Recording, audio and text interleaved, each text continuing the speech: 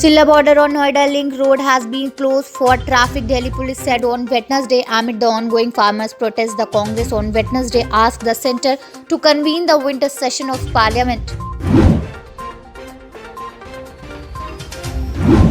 Reports of China's plans to build a hydropower project on the Brahmaputra River have triggered concern in both India and Bangladesh. President-elect Joe Biden was in a good mood as we talked on the phone Tuesday evening for an hour. He in Delaware and me in Bethesda, Maryland. He apologized through for being late.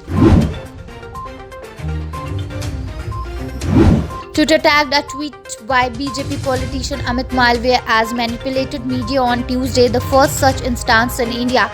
He is national in charge of BJP Informations and Technology Department. The Supreme Court on Wednesday directed the Uttar Pradesh government to evaluate the values of trees proposed for felling for the Krishna Govardhan Road project in Mathura by taking into account the cost of oxygen the trees would have given to the nature in their lifetime.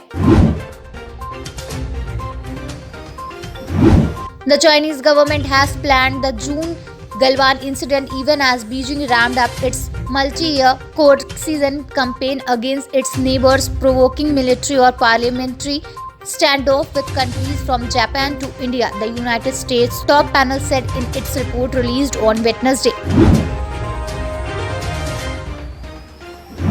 In a first, the retired High Court judge have come out in open support of the protesting farmers against the recently enacted farm laws by the central government and said that the government must stand to protect the poor rather than being seen with crorepati's.